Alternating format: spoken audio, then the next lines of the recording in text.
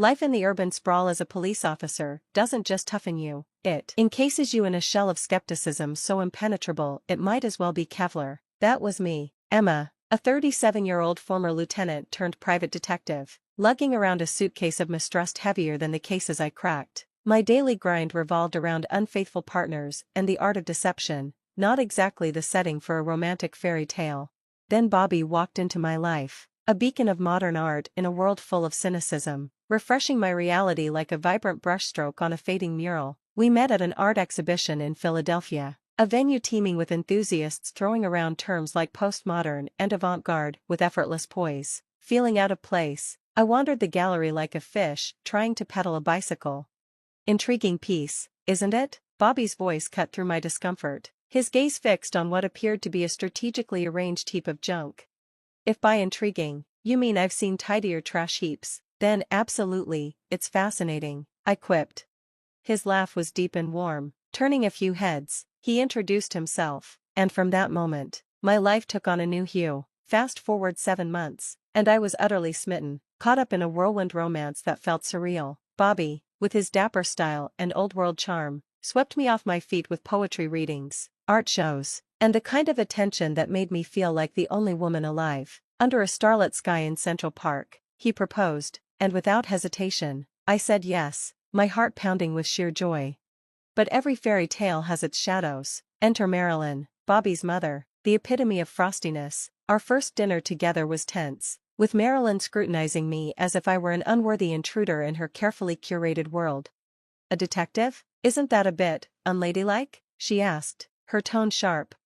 Depends on the century your expectations are anchored in, I replied without missing a beat, earning a tense smile from Bobby. Marilyn's visits became frequent audits of my life. 3 weeks into our marriage, she appeared unannounced. Emma, darling, she began, her voice dripping with condescension, still clinging to that quaint little job of yours? I had hoped marriage would refine you. Slicing vegetables for dinner, I gripped the knife a little tighter. Marilyn, where I come from, we call this earning a living. Maybe you should try it sometime instead of leeching off others. I shot back, keeping my voice steady. Her lips pursed tightly. Bobby was raised with certain expectations. Emma, there's still time for you to find a more suitable career. Like being a full-time meddler? I retorted. Thanks, but I'll stick to tracking down cheaters and liars. Speaking of which, how's your bridge club treating you? Bobby walked in just then, his timing impeccable as always. What's going on? He asked, looking between us. Your wife was clarifying her career choices for me, Marilyn said, her tone overly sweet. Bobby sighed, pinching the bridge of his nose. Mom, Emma's career is important to her. It's part of who she is. Turning to me, he pleaded, Emma, let's not do this now, please. I wanted to argue, to defend myself, but I held back. Fine, I said curtly, returning to the vegetables. After Marilyn's visits, Bobby would retreat into a frustrating silence. It became painfully clear whose side he was on, and it wasn't mine. One evening, after Marilyn criticized everything from my cooking to my housekeeping, I confronted him. Why don't you ever stand up for me? Your mother treats me like I'm invisible, and you just let her. Is this what our marriage is supposed to be? He looked weary. Emma, she's old-fashioned. What do you want me to do? Cut her off?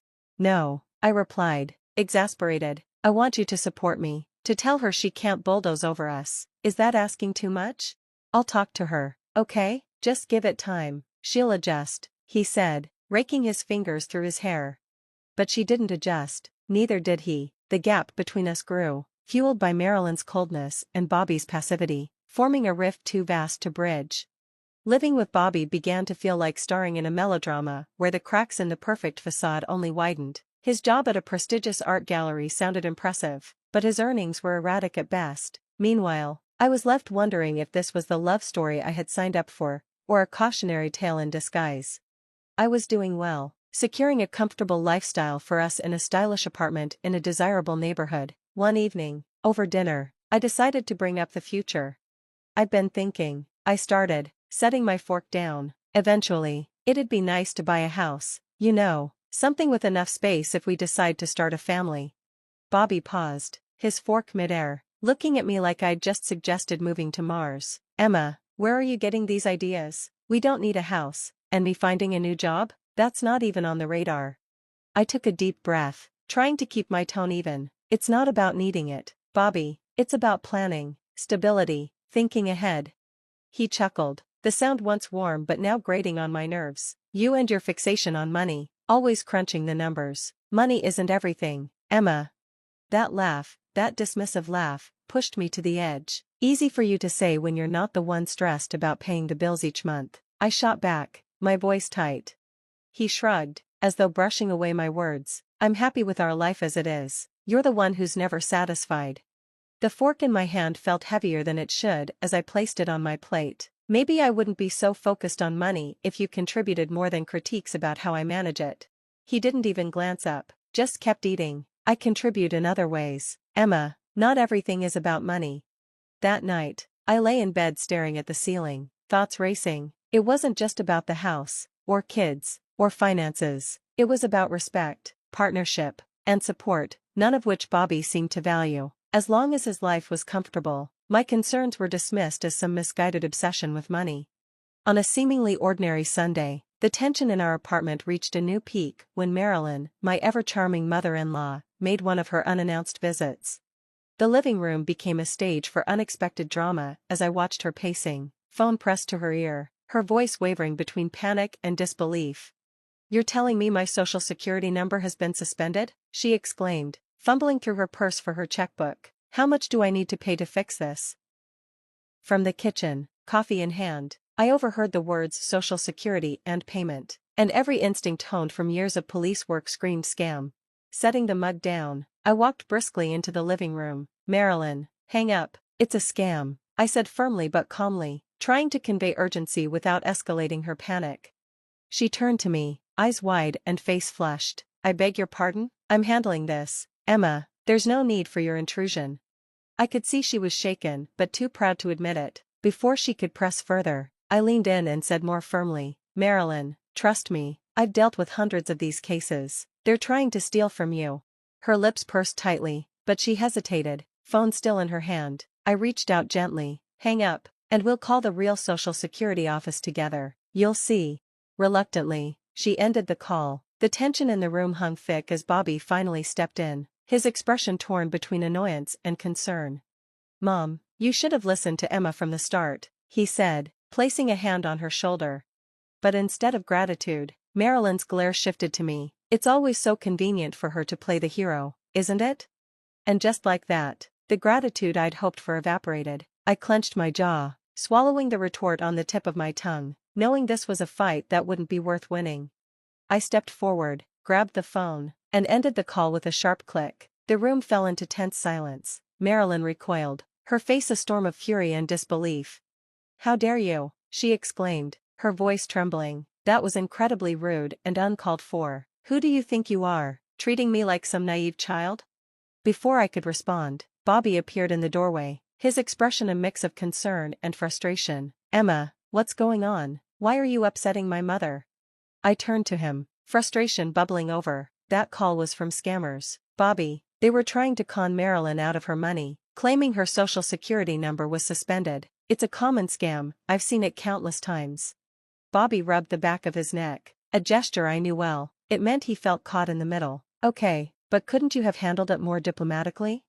Marilyn, her hands trembling as she gathered her belongings, shot me a glare sharp enough to cut glass. I don't need saving, especially not from someone who treats me so disrespectfully. I'll speak with the bank and see what they say about this so-called scam. She stormed out, leaving a frosty silence in her wake. Bobby sighed, his eyes shifting between the door and me. Emma, I know you meant well, but you have to handle things more gently, especially with my mother. I felt a pang of guilt but held my ground. Bobby, I know it seemed harsh, but scammers thrive on urgency. There wasn't time for polite exchanges. Any hesitation could have cost her thousands. The next day, still wrestling with a mix of guilt and curiosity, I called Marilyn. After 3 rings, she answered, her tone cold and measured. What do you want, Emma? I cleared my throat. I just wanted to check on you after yesterday. Did you speak with the bank about the call?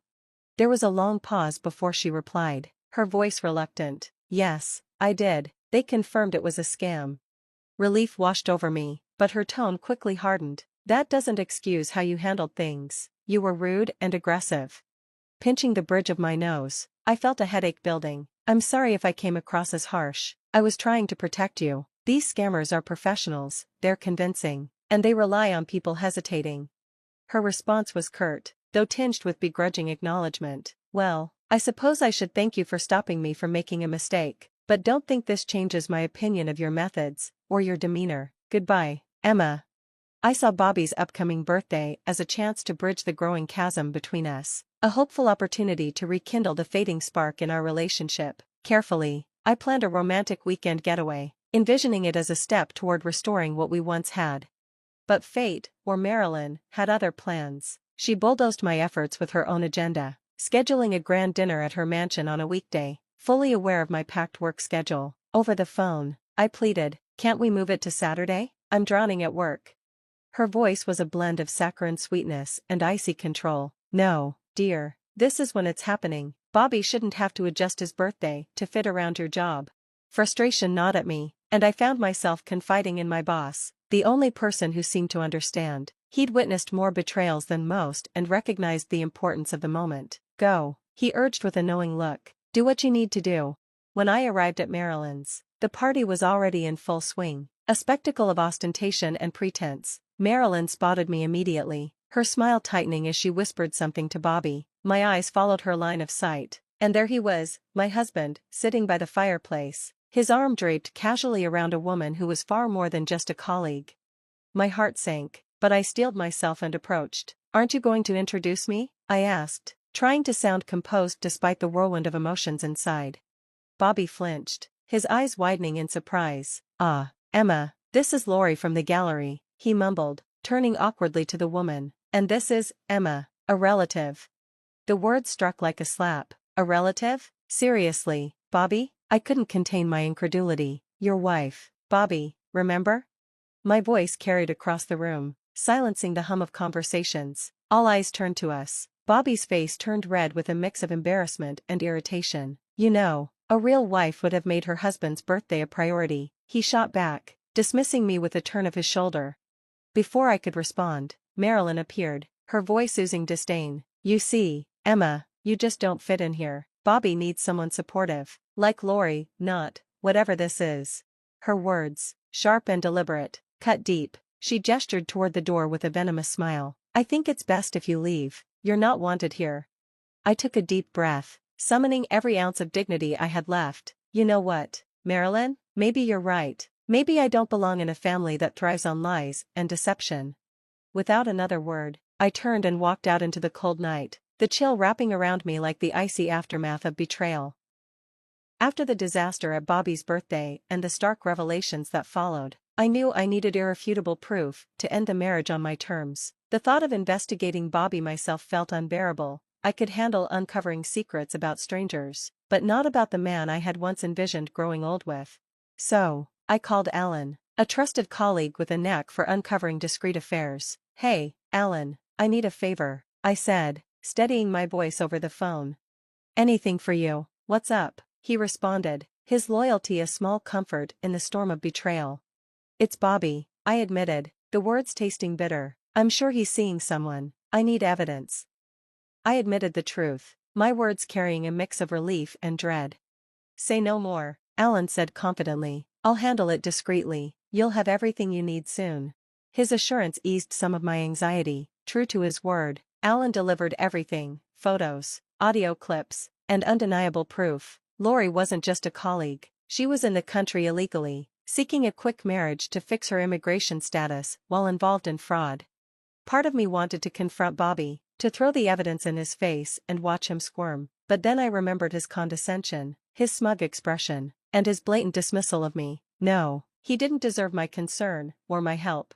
Filing for divorce was like tearing off a band-aid from a wound that had been festering for far too long. I demanded financial compensation, the bare minimum after his betrayal. The fallout was explosive. Marilyn, ever the dragon lady, stood firmly by Bobby's side, painting me as the villain, but I stood my ground, fueled by both the evidence and the injustice of their accusations.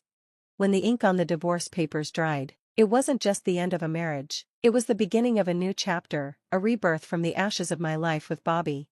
Opening my detective agency wasn't just a dream fulfilled, it was a testament to my resilience, The agency quickly built a reputation for discretion and effectiveness, a reflection of the lessons I had learned through my own struggles. One morning, sunlight streamed into my new office, illuminating the framed license on the wall. Alice, my right-hand woman and confidant, peeked in. "Boss lady, you've got a minute? We've got a potentially big case. A woman suspects her husband of having an affair. She wants surveillance, photos, the works."